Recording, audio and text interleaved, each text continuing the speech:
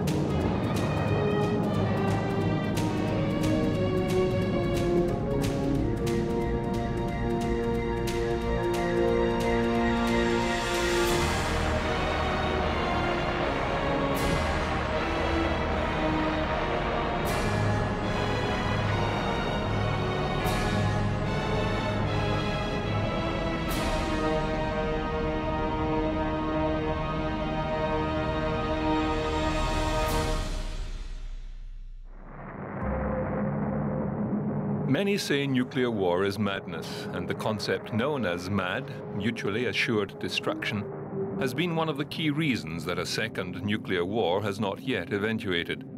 MAD sums up the ability of nuclear combatants to retain sufficient retaliatory forces to completely destroy the enemy, even after a preemptive strike.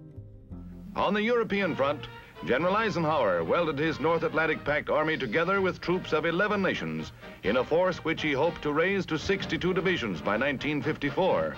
European nations are expected to strain their economies to the limit to meet the defense requirements set up in his blueprint. The new laws were the direct outgrowth of a staggering new defense budget of $58 billion. In a world of unrest, Americans shouldered an additional burden in the struggle between East and West, where the race for atomic weapons assumed new proportions and guided missiles took on new importance. The Matador, which someday may carry an atomic charge, was one of America's answers in the armament race, a contest that is the insurance of the free world against slavery. After the Second World War and the development of the atomic bomb, the United States, Britain, and France, as an independent nuclear power, stood against the Soviet Union. The two sides participated in a Cold War for over 40 years until the collapse of the Soviet Union. Secrets and lies, threats, and dramatic shows of force kept the world on a nuclear knife edge for 4 decades. In that time, both sides built and developed massive arsenals of nuclear weapons and the methodology to deliver them. These superpowers also deployed their nuclear weapons in other countries but retained control. Although attempts were made to restrict nuclear proliferation, other nations slowly developed their own nuclear capability. International agreements restricted the testing of these weapons, first in the atmosphere, then altogether. Nations also fleshed out treaties that restricted nuclear weapons in space, in the Antarctic, and limited the development of strategic anti-ballistic missile programs.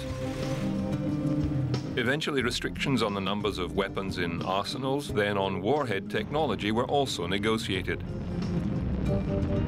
Since the fall of the Soviet Union and the end of the Cold War, the great powers' nuclear arsenals have been reduced, old technologies phased out, some stockpiles of warheads even destroyed. But still, there are enough devices to make our entire planet uninhabitable. The world of theoretical physicists, mathematicians, and research scientists has always been a small but close group of brilliant minds. During the 1930s and the rise of fascism, many scientists fled to other countries. Among them was Leo Szilard, a Hungarian physicist and one of the progenitors of the fission process. In France in 1938, a group of scientists studying the fission process believed it was possible to build a fission chain reaction or an atomic bomb. Many began to worry that such weapons were already being developed in Germany.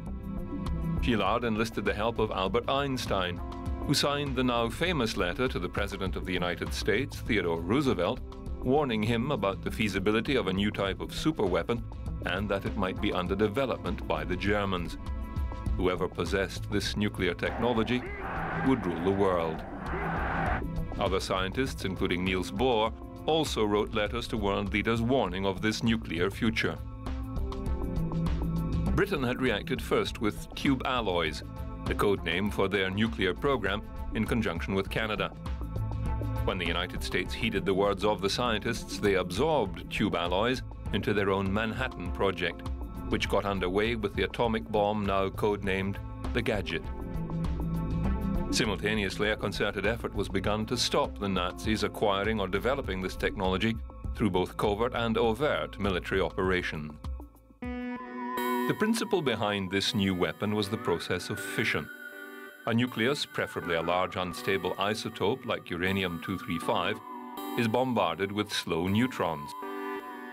Only one neutron striking the nucleus will cause it to split into two roughly similar-sized pieces, creating two new, smaller isotopes, plus 2 or 3 neutrons, and a large amount of energy. Based on Einstein's famous formula, E = mc squared, only a small amount of mass converts into a very large amount of energy. If enough fissile material is packed close enough together, the neutrons released can trigger another 2 atoms to fission. This then creates more neutrons and energy, which in turn forms a chain reaction and a subsequent detonation. First, the science had to be verified. In 1942, Leo Szilard, Enrico Fermi, and a group of other scientists initiated the first controlled fission reaction of uranium in a cinder block reactor constructed on the squash court of Stagg Field at the University of Chicago.